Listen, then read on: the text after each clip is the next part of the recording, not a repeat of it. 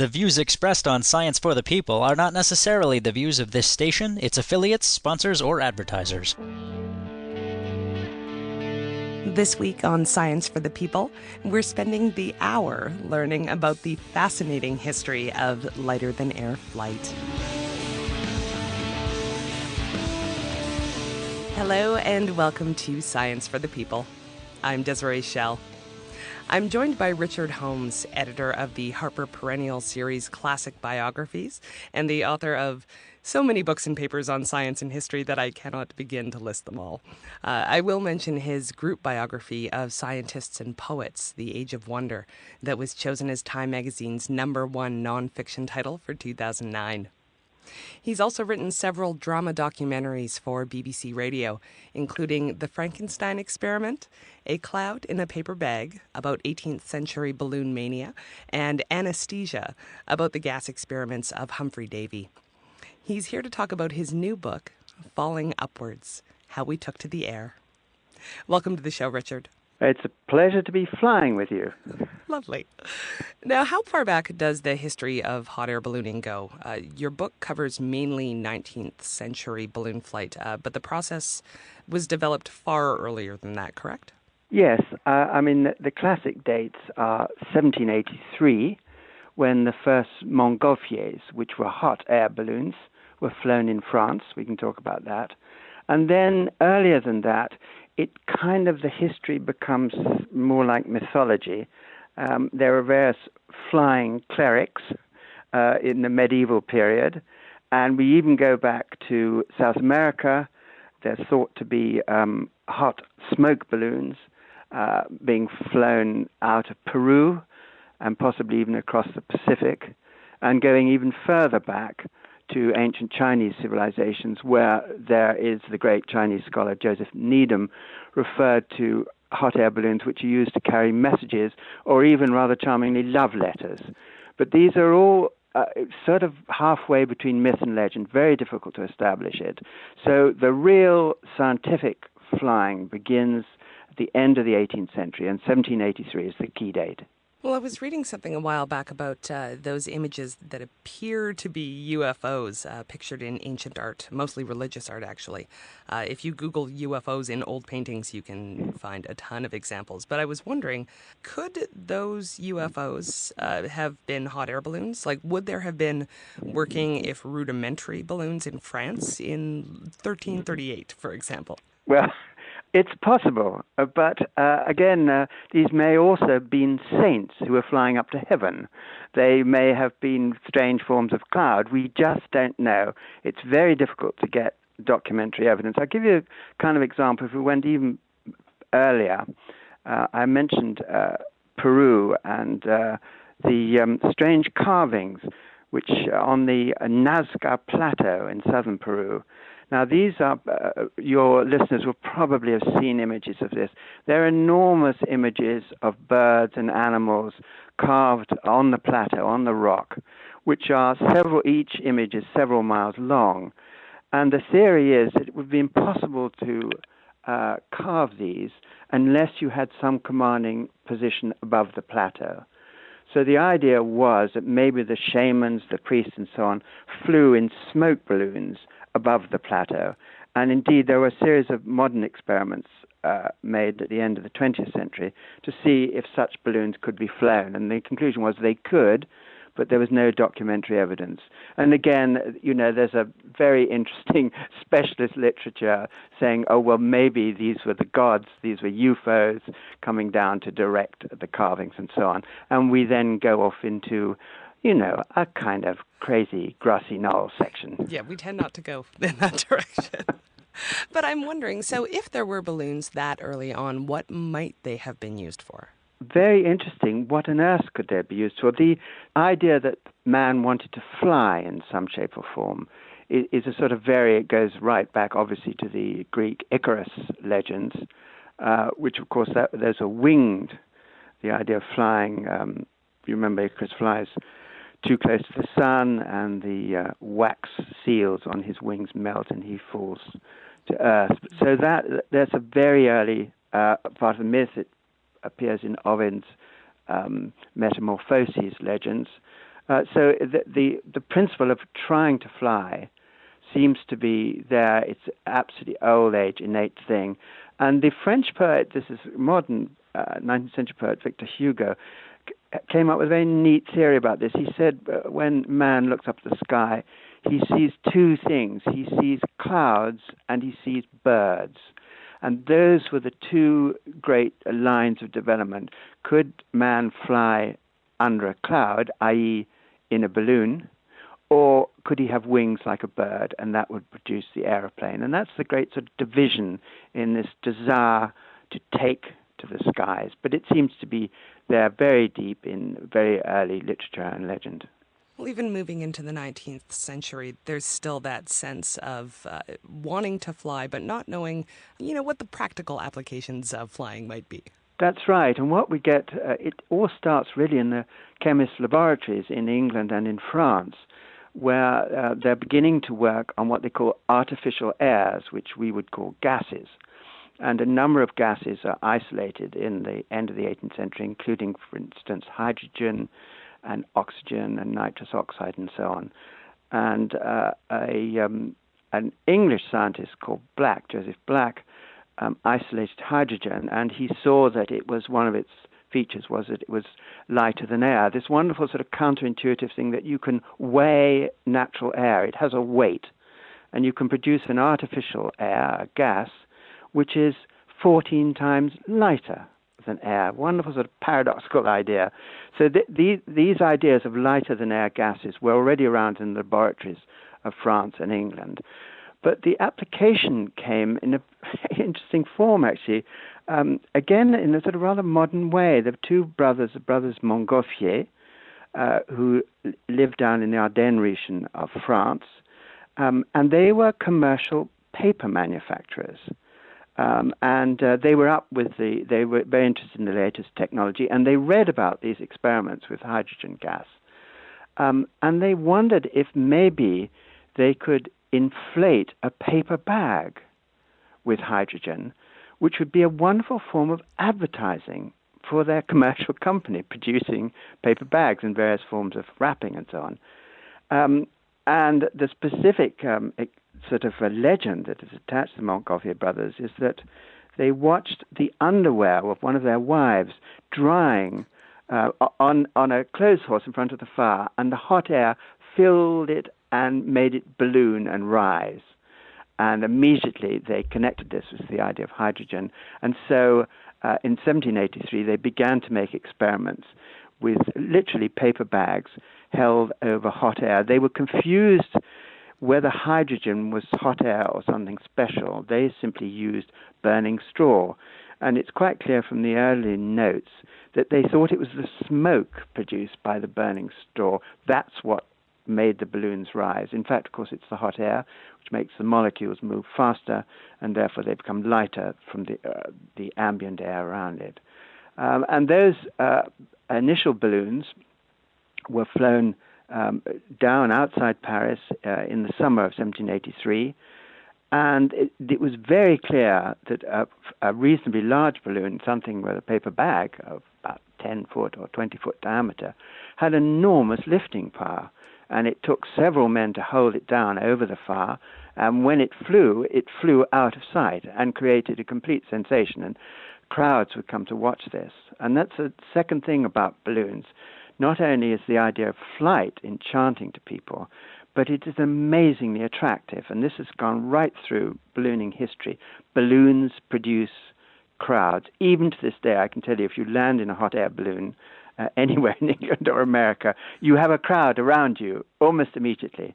And of course, if you're inflating and taking off, the same is true. So the Montgolfier brothers realized they had a very intriguing, not just a scientific instrument, but a commercial instrument which would attract people. They brought it to Paris. The French king got interested. The Académie des Sciences got interested. They realized the Montgolfiers were using hot air, but their scientists started working, particularly Lavoisier, on the use of hydrogen. And in the autumn of 1783, there were a series of flights. The first man-carrying Montgolfier, and almost immediately afterwards, in December 1783, the first genuine hydrogen balloon, piloted by a wonderful member of the French Academy, Dr. Alexandre Charles.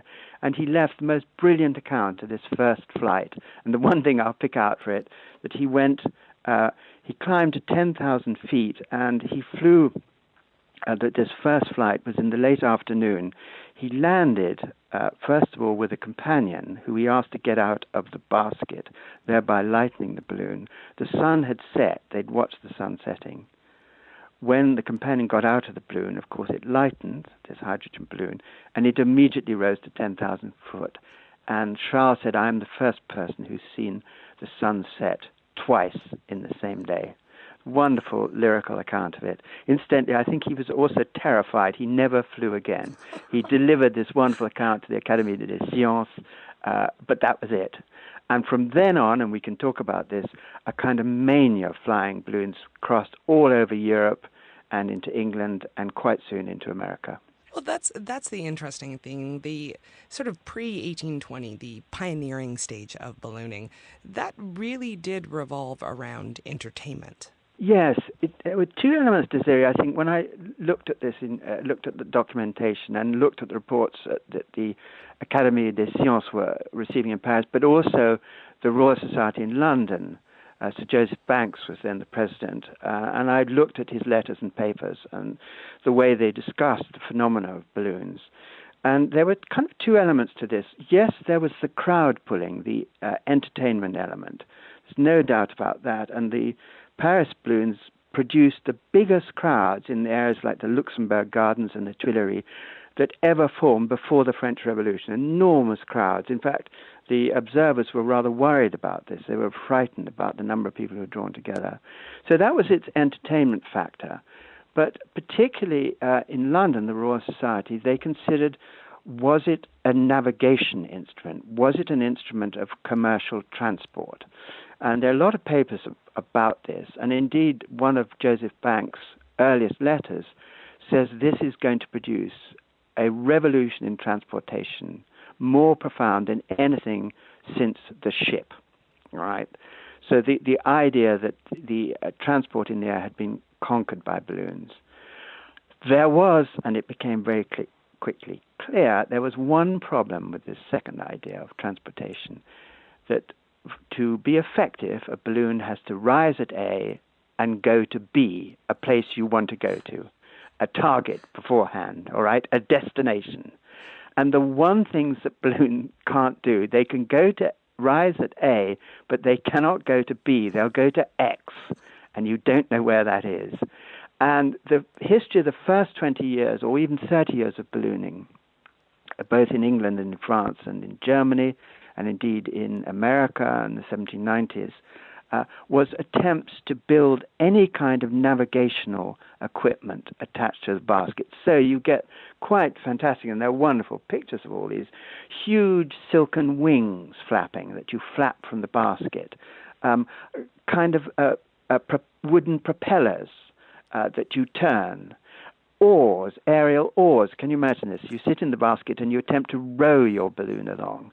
And then even more one that you would somehow harness birds. Swans were particularly popular. You'd harness swans to your balloon basket and direct them, and they would take you from A to B.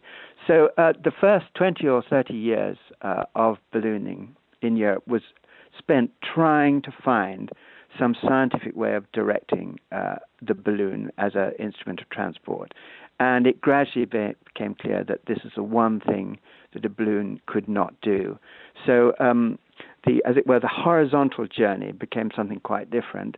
Later, and we'll talk about this in a minute, in the 19th century, it is the vertical journey that becomes interesting, that it gradually is realized that the balloon is an amazing instrument for going up and discovering what is happening, not necessarily 5,000, 10,000, 15, 20,000 feet above, what happens up there. And this becomes a whole history of exploration there, the vertical exploration of the balloon. So that division exists, and it still exists today. The hot air balloon is one of the great universal sports practiced all around the world. And also balloons are still used, of course, weather balloons and so on, high atmospheric balloons. and indeed even as forms of drones and so on. So there's two questions, the horizontal and the vertical. You're listening to Science for the People, and I'm here with Richard Holmes, author of Falling Upwards, How We Took to the Air. And we'll be back with more right after this.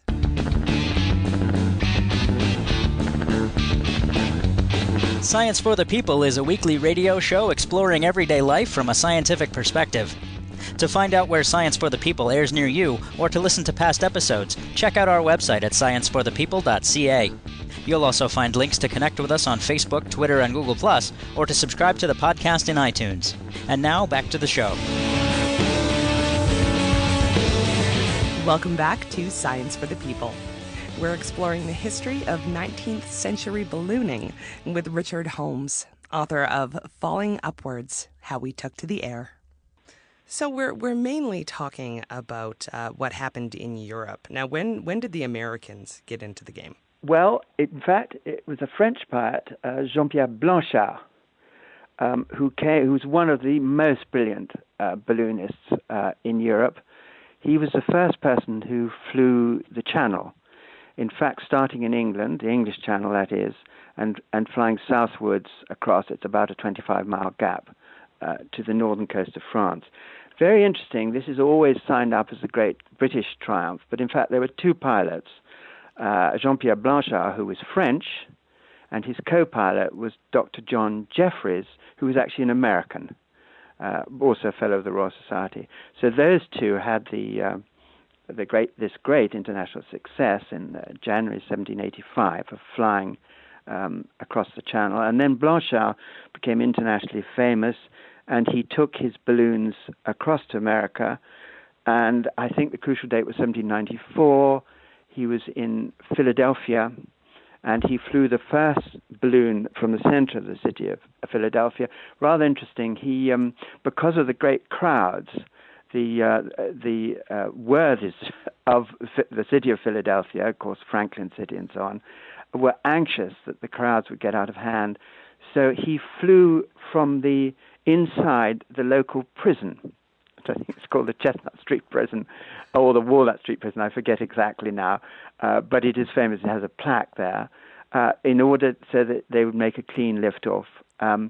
And they flew across the Delaware River, and he carried a lovely thing, a passport from Washington, which said that wherever he landed, he should be received as a citizen of the universe, of the world, and looked after. Wonderful idea, and that passport note still exists. So that was the beginnings. Jean-Pierre Blanchard, he goes back to France. He falls in love with a girl from La Rochelle called Sophie, who he marries, much younger than him. And she becomes, she is the great attraction in his ballooning. She's very elegant in the basket. Blanchard grows old and dies, and Sophie Blanchard turns out to be the most brilliant woman balloonist and has a staggering career. Really, she flew in these tiny little baskets that looked like champagne buckets. She stayed up all night in a balloon. She was adopted by Napoleon as the official balloonist of the empire. She did great performance, celebration balloons above Paris, above Rome, above Milan. Dazzling young woman and incredibly brave, and crazily brave, because after the restoration of the Bourbon monarchy in 1815-16, she immediately became the official balloonist of the restored monarchy. No political problems there. But she developed, can you imagine this, a firework display. So she would go up in a balloon above the Luxembourg Gardens or the Tivoli Gardens, and she would set off more and more complicated sets of fireworks, the Roman candles, and all kinds of rockets and silver showers and so on. And she was doing this on long rods suspended from the basket with a hydrogen balloon above her, which of course is lethally inflammable.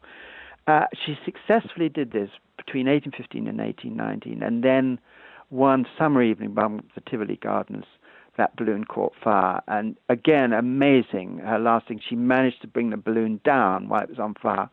but she brought it down on a rooftop. And it was actually not falling from the balloon, it was falling from the roof into the street below that killed her.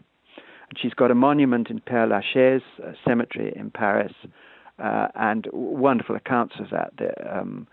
So that was Sophie Blanchard, the young second wife of Jean-Pierre Blanchard. The great period of early free ballooning in America is a little bit later, actually. It's in the 1830s, 40s, and 50s, and that has a very particular and interesting and dramatic history, which we can talk about. Well, that's what I was wondering. American ballooning seemed to have a very different flavor than the European form. Yes. What happens to American balloonists? First of all, they're ballooning in a very big land, the 3,500 width of America. And the balloon is very quickly seen as an instrument that will explore simply the size of the territory.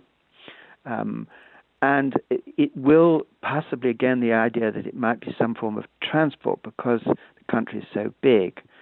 So the American balloonists in the 40s and 50s are launching further and further west. So, for example, Cincinnati becomes one of the great bases for balloon launch. And they're flying always in the prevailing wind, which actually happens to always fly eastwards. And there are various ideas of producing companies that will carry airmail or various transport systems over these vast distances. And there are three American balloonists who are absolutely heroic, crazy and heroic in my mind. John Wise is the first one, who flew amazing distances from Cincinnati across the Great Lakes up to the Canadian border. He flies the earliest flight across to Niagara Falls, a very interesting account of that. And a wonderful account of the kind of largeness of America as seen from a balloon, flights that go on days and nights. That flight to upstate New York was almost 1,000 miles, which is, had broke all kinds of records. And Wise wrote brilliantly about it. I'll give you a couple of wonderful descriptions of the big rivers, the Mississippi and so on. And then flying at night, things that you might not think of, that, of course, you can hear a great deal. You can smell what is below. You can smell a township, or you can smell an agricultural field in the dark. And one of his great inventions for night flying was what he called dog navigation. He would call down through the dark and to see if he could get an answering bark. All right? You must imagine you're out on the prairies in the dark. And John Wise said, if you got one dog replied, you knew you were flying over country of small, isolated farmsteads. All right? If you got a wonderful chorus of dogs who replied to your shout through the dark, then you knew you were flying over a township, and you could tell by the number of dogs how big it was. That's brilliant. And if you got no bark in return, you knew you were over the empty prairie. So full of wonderful accounts like that. And the two other great balloon pilots, American balloon pilots, was John Lamontagne, wonderful name, who was a younger man, I think more reckless, we'll come back to him, and probably the greatest of all these mid-century pilots was Thaddeus S. Lowe, a marvelous balloonist who in the end made his name flying observation balloons during the American Civil War, and we can talk about that. Which is interesting because his perspective was the most scientific, was it not? That's right. He trained as a chemist, and in fact he gave wonderful lectures, indeed, on the gases, hydrogen and so on. He met his young wife, who was a very pretty French girl, who was in the front row of one of his lectures up in New York, and she joined him, a very successful marriage, incidentally. So his background was scientific, chemical. He was very interested in the techniques of ballooning, what you could do with rip panels to make ballooning safer. He adopted the idea of the guide rope, which the English had invented, which is a big manila rope which hangs below the basket, and drags along the ground, and it adjusts the height of a balloon, because if you go down, if you go lower, then more of the rope is lying on the ground, and therefore less of the weight is in the basket. So it's like a self-adjusting mechanism.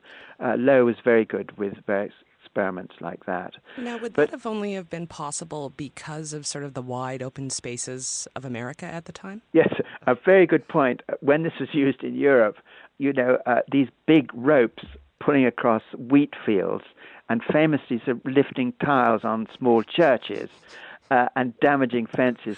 The balloonists very quickly became very unpopular from that point of view, particularly in England. All right, in France, which is bigger, more coveted, it was better, and indeed, it's one of the sort of legends of 19th century ballooning is that if you go over fly over a chateau, the Duke will come out and shout up and say, "Come down for dinner, come down for dinner," and that wonderful stories associated with that. But in America, this was different. It was more business-like. You could use things like rip panels and these trail ropes, guide ropes. But where I'm getting to with Thaddeus Lowe is that he was flying balloons, doing long-distance flights out of Cincinnati.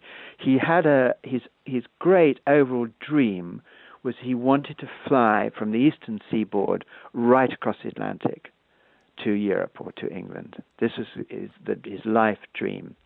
An achievement which was not actually made until the 20th century. Although, a kind of footnote that I love having in my book, it was made in fiction, all right? There was a balloon crossing of the Atlantic in 1844, and it was the other way. It was from Ireland to Newfoundland, and it had 3 balloonists in the basket, and they kept a wonderful diary, which was published in the New York Sun.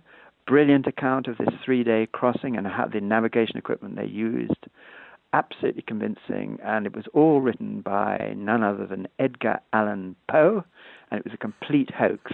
And that was the first brilliant crossing, 1844. And it's something I pursue in the book because balloon flight does seem to encourage a whole area of fiction. Jules Verne wrote his first great science novel, 5 Weeks in a Balloon, about 3 Englishmen crossing right across Africa, entirely fiction. So the history sits very brilliantly alongside the fiction. Back to Thaddeus Lowe. He was flying always east, always hoping to cross the Atlantic, but his plans were interrupted by the outbreak or declaration of the American Civil War.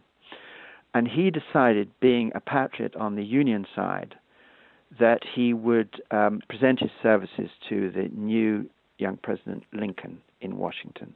And he takes one of his balloons by train to Washington just at the outbreak of the war, 61, 62. And he inflates it on the Mall, right in front of the White House. And he has it tied down, so it's on a tether rope, about 1,000 feet. And he has this brilliant idea to bring 2 technologies together. He takes up in the balloon a telegraph key and a wire going down, following the tether.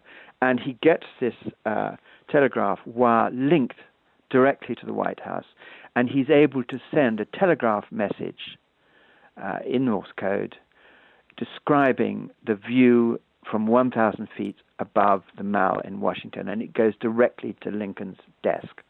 And thereby, Lowe manages to form, with the president's help, the first balloon company, the American Balloon Company, that is under the command of the cavalry section of the Union Army of the Potomac. And for the next 2 years, he flies a series of very dangerous observation expeditions above various battlefields. The young John LaMontagne is doing the same thing in the peninsula, and Lowe's most famous achievement, I think, is probably flying an observation balloon above in the 7 Days Battle outside Richmond, the Confederate capital at that time. And there's a great battle outside Richmond, and he helps by observing the movements of troops, telegraphing messages down. In fact, the Union lose that battle, the 7 Days Battle, and Lowe's great claim is that he, by telegraphing intelligence, he is able to save the Union army from being cut off, and they are successfully able to retreat from Richmond. And there are all kinds of stories attached to that. One of the most interesting, I might mention, is the famous silk dress balloon. This is a balloon that was thought to be entirely legendary, mounted by the rebels, by the Confederates, who were much poorer in finances and materials, and in theory were not able to afford a balloon. The silk was very expensive, very difficult to get. That gas was a problem, and so on. And there was this legend of the silk dress balloon, which was said to have been assembled from all the silk ballroom dresses of the Southern belles. The girls had all volunteered their dresses so that the Confederacy could have its own balloon, and they were sewn together, and this balloon was flown out of Richmond as a counter measure to also observe what was happening on the ground. Various American researchers have done work on this, and it turns out that there really was a silk dress balloon. And it's a fabulous story, actually. And it did fly during the defense of Richmond. And eventually it was captured when it was tethered to a boat on the Potomac, which was towing it down one morning to make observations of the retreating Union army. And the boat ran on a sandbank, and it was captured, and the balloon was captured inside it. And then, of course, it was torn up in pieces, and these little fragments of the silk dress balloon became immensely precious. People on both sides, armies, had them. And I discovered in Lowe's archive, which finished up in the Library of Congress in Washington. It's one of the most moving parts of my research. I was going through his original notes and letters, and he wrote a memoir about his time in the Civil War. And out of one of the letters, as I opened it, fell this slip of rather stiff silk, about the size of a playing card. And it was a piece of the original Richmond silk dress balloon, and Lowe absolutely treasured it. And it was something very touching about that. Here was this thing that had meant to be a legend, but actually it was true. And it's one of the sort of fascinations, again, of balloon history, that something that appeared to be fiction then turns out to be true, whereas other things which appear to be true turn out to be fiction. Very interesting for a researcher. And that actually wasn't the last time that it's difficult to tell fiction from fact. You're listening to Science for the People, and I'll be back with more of Richard Holmes, author of Falling Upwards, How We Took to the Air, after this. On the next episode of Science for the People, we're discussing invading organisms, large and small. We'll talk to Dr. Michael Osterholm, director of the Center for Infectious Disease Research and Policy at the University of Minnesota, to learn why and how researchers are creating new strains of flu virus. We're joined by marine invertebrate researcher Dr. Benjamin Miner to talk about the wasting disease killing starfish on the west coast of North America.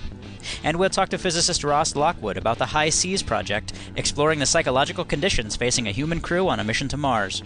That's next week on Science for the People, on your local radio station, or online at scienceforthepeople.ca. Welcome back to Science for the People. I'm Desiree Schell, and my guest today is prolific writer Richard Holmes, editor of the Harper Perennial series Classic Biographies, and the author of a book about 19th century balloon flight, Falling Upwards, How We Took to the Air. Now, your book is full of stories, fascinating, all of them. But the story of how the balloons were used in France, specifically in Paris during the Prussian blockade, that has become one of my favorite stories, balloon-related or not. So maybe just give us some background there. What was happening in France politically? No, that's right. This is one of the most fantastic episodes in ballooning. We are, take you back, it's 1870. The French, under the foolish Emperor Napoleon III has attempted to invade the young Prussian state, and Prussia is at that moment governed by Bismarck, and it has a brilliant Prussian general von Moltke, and of course they beat the French at the Battle of Sedan.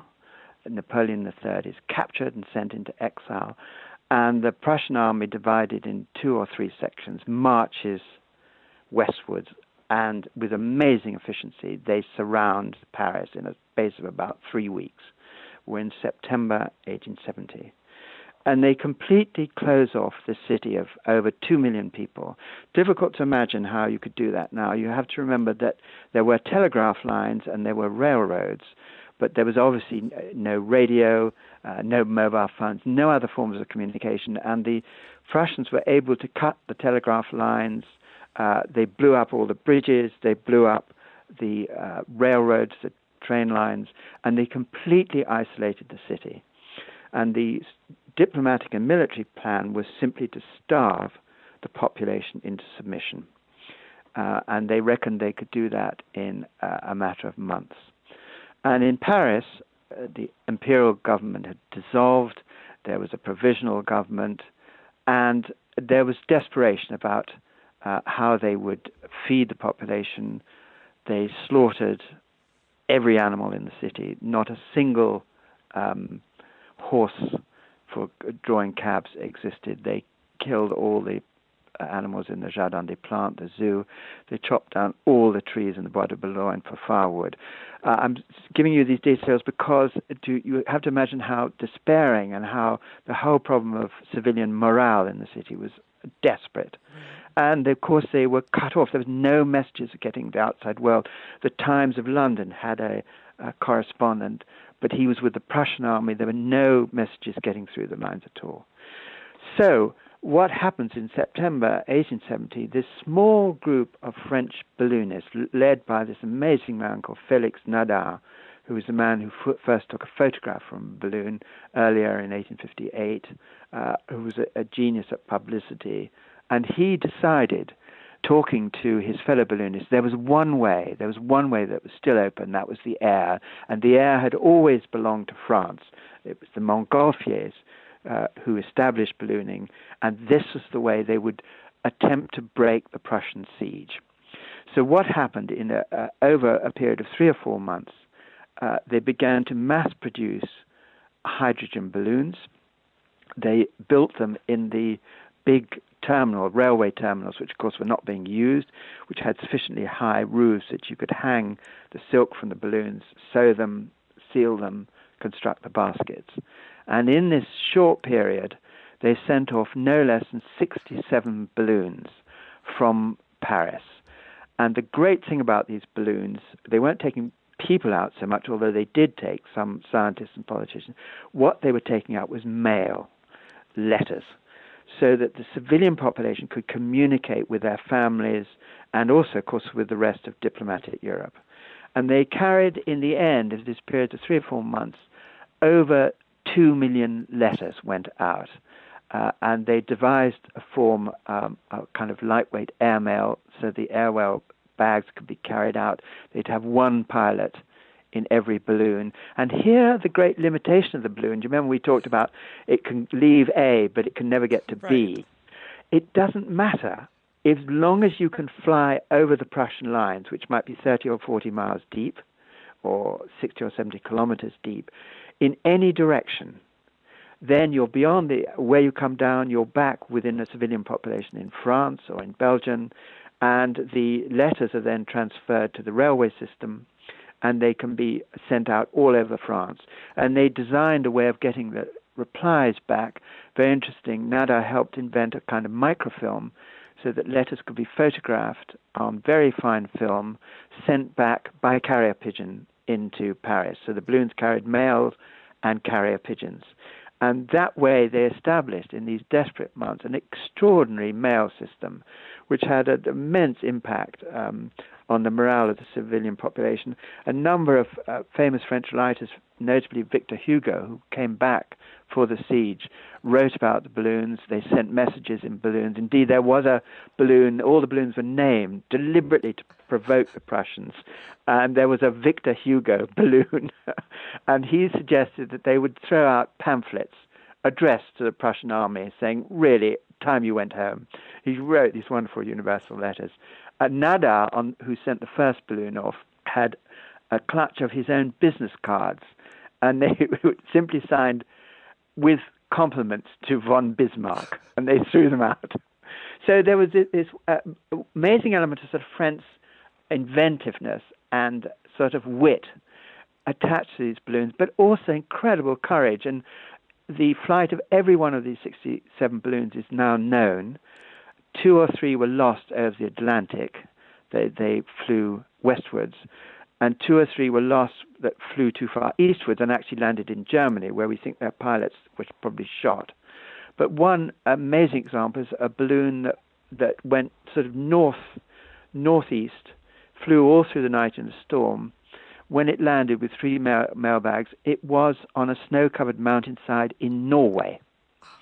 And yet they managed to get the mailbags back to Kristiansand, the kind of modern Oslo, and they actually delivered the mail by railway all across Europe. And I've seen some of these original letters, balloon marked ballon monté, which means carried by a man-carrying balloon.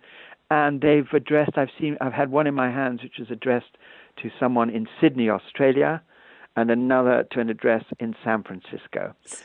So it was the most extraordinary technical achievement. And in a way, in the book, I say that, in a way, this is a kind of apotheosis. Ballooning found out its real role in that.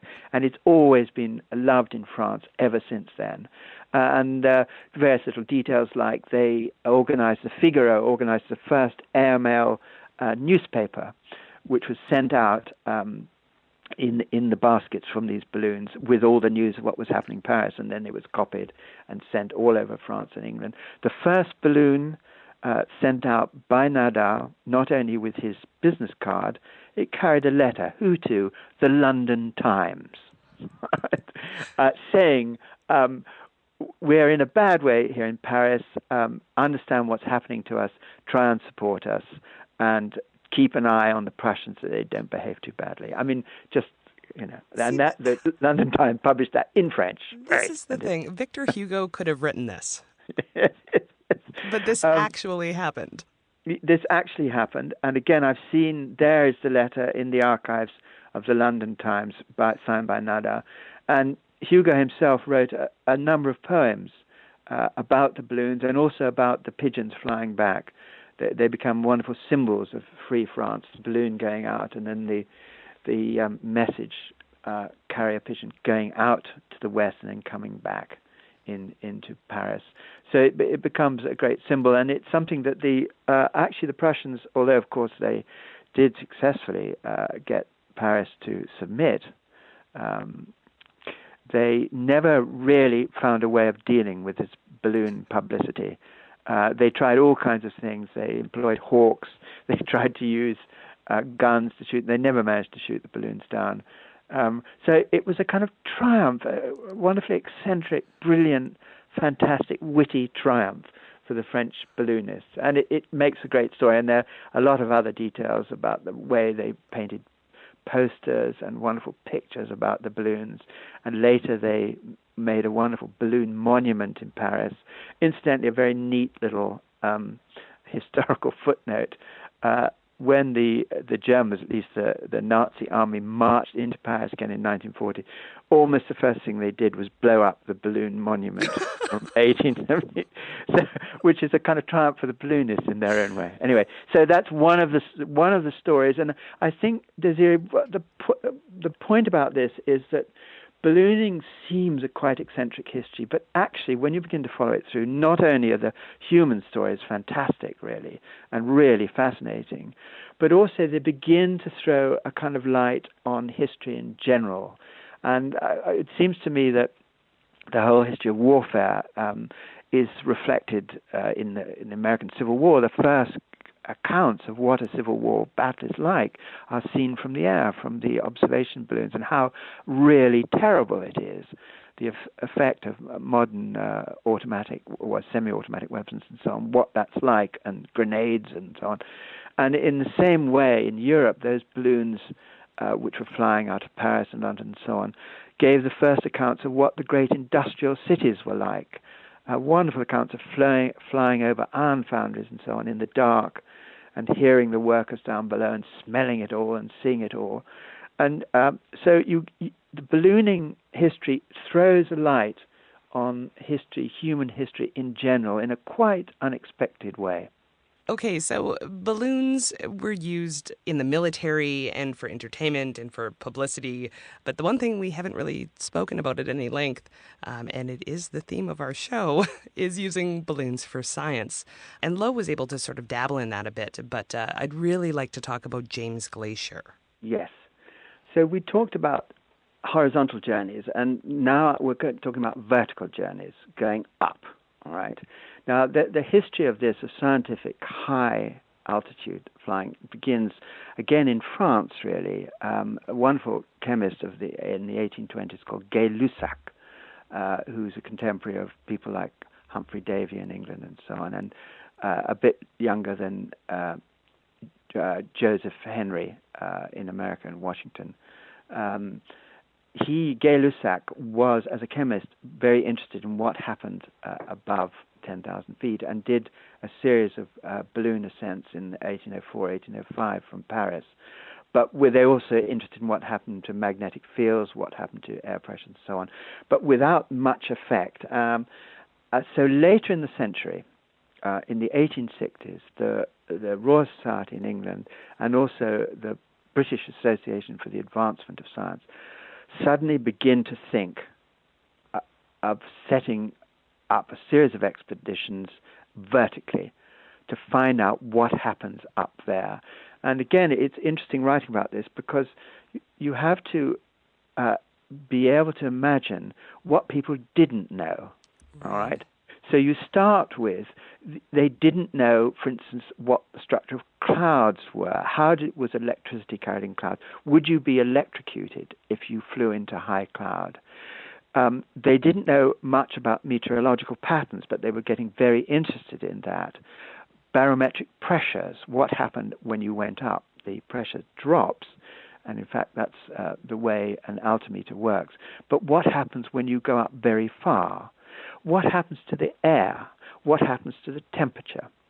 So there's a whole series of unknowns, and it was decided to mount a series of expeditions in 1860 vertically, flying from Wolverhampton, which is the most central part of England, furthest from any coast.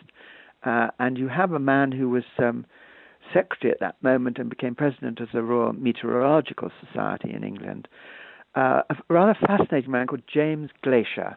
I got interested. You would see pictures of him. He's like this sort of, if you imagine a kind of Victorian gentleman with his long mutton chop whiskers, a large family, and a large girth round his tummy, a big, solid family fellow. Not the sort of man you'd imagine flying up in a balloon, but he was a wonderful Victorian scientist, and he'd learned his skills also out in Ireland, and he was fascinated by trying to get what he'd called data. We need data in order to understand what's going on in the upper air, and in order to begin to forecast weather, to know about meteorological patterns. So he tries to get a series of assistants to go up in this big balloon, which is designed for high altitude, but people don't go or they get ill, and finally he goes out himself with a professional balloonist called Henry Coxwell. So it's James Glaisher and Henry Coxwell. And in September 1862, they embark on this famous high-flying expedition. And this is roughly how it goes. That their balloon is designed for height. They have built in a laboratory in the basket, if you can imagine. They're wonderful engravings of this.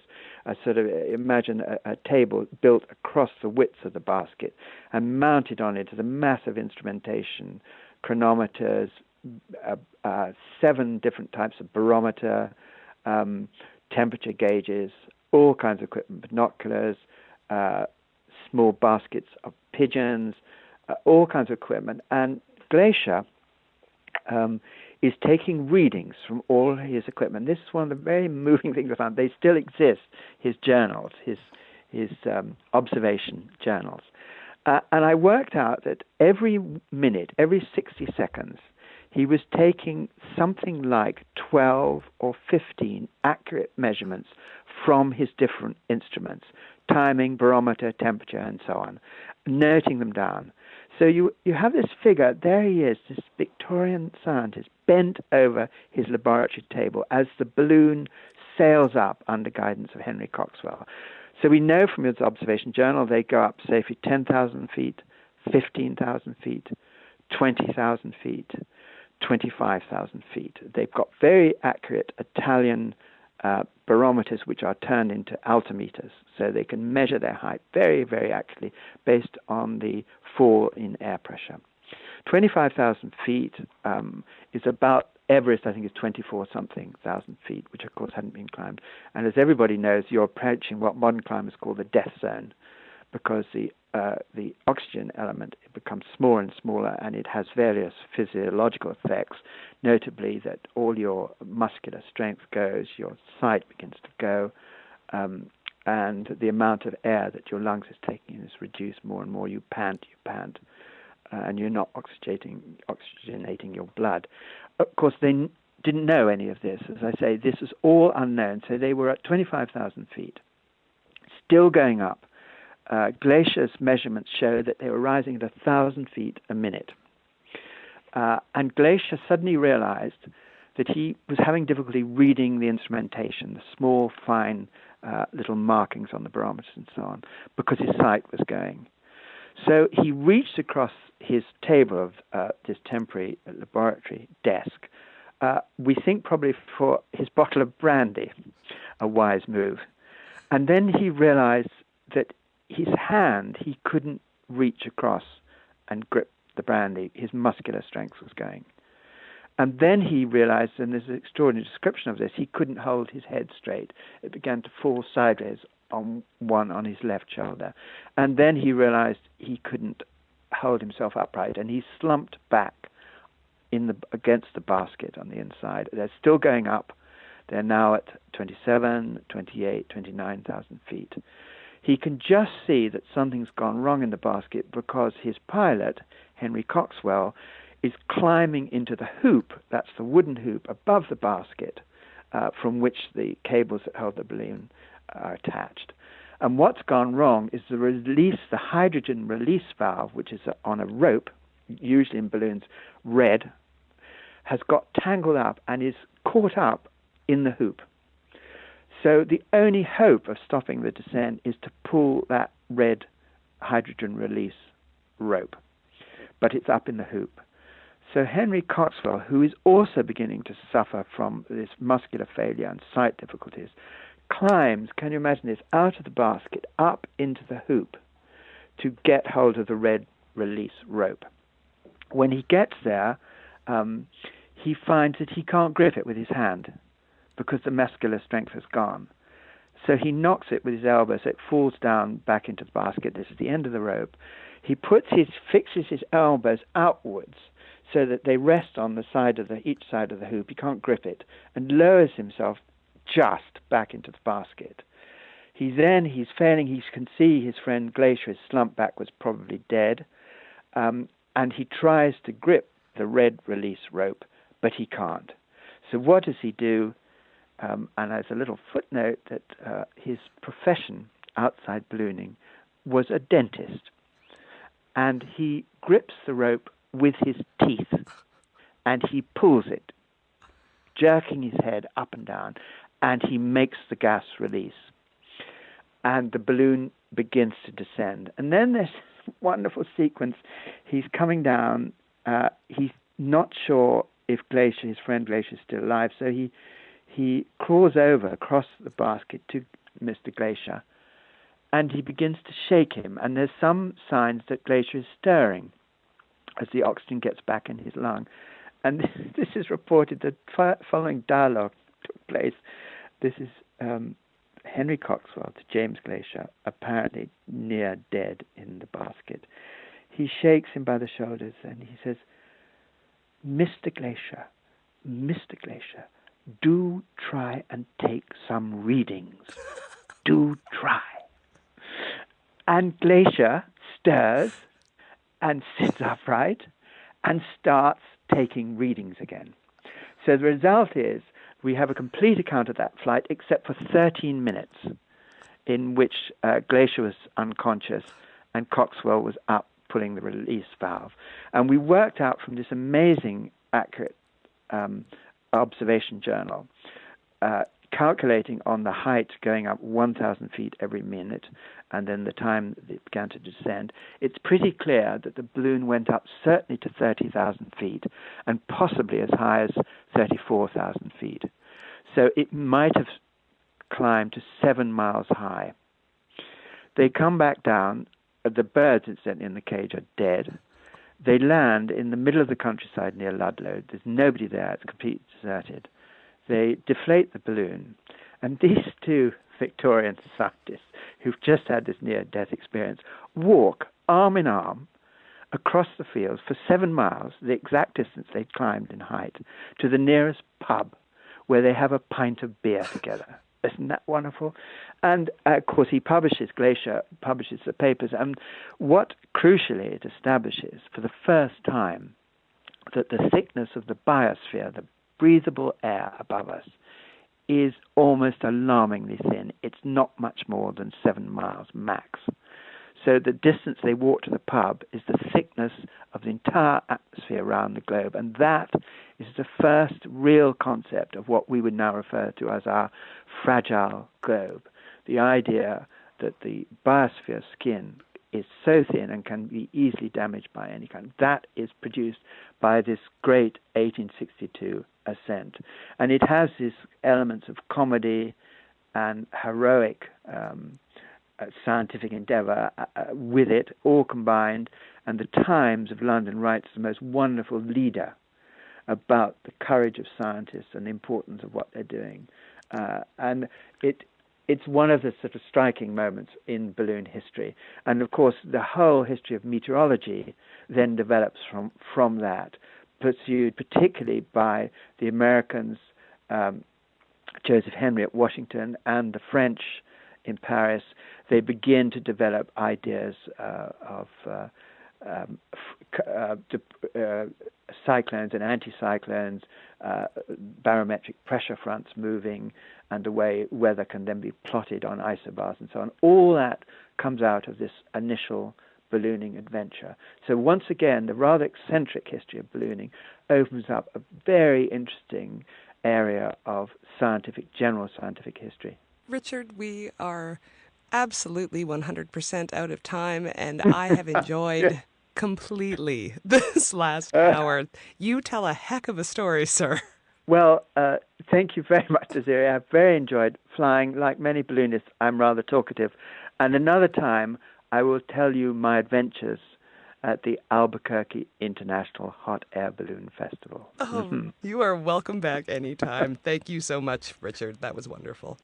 You can find a link to Richard Holmes and Falling Upwards, How We Took to the Air, on our website at scienceforthepeople.ca. While you're there, you can find out how to connect with us on Twitter, Facebook, and Google+. Leave a comment on this or any other episode, and head over to iTunes to subscribe to the weekly podcast. See you next week. Hello, Science for the People listeners. This is Rochelle Saunders. Before we sign off this week, we wanted to give a shout out to a group right here in our home base of Edmonton, Alberta, who we think are doing great work. This shout out goes to Deborah Kelly and the Strathcona Freethought Association, a small but dedicated group who meet monthly to discuss science and reason-based topics. And if you're interested in meeting up with them, you can check out their page on meetup.com, a link that will be available in our show notes at scienceforthepeople.ca. This group is also starting up a series of public discussions called the Critical Thinking Series, and everyone with an interest in science topics is welcome and encouraged to attend. Their first presentation is titled Science and Pseudoscience, and is running on Thursday, March 27th at 7 p.m. at the Strathcona Community Centre in Sherwood Park, Alberta. So if you're in the Edmonton area and love science as much as we do, please do look these folks up. And as always, thanks for listening. We'll see you next week on Science for the People.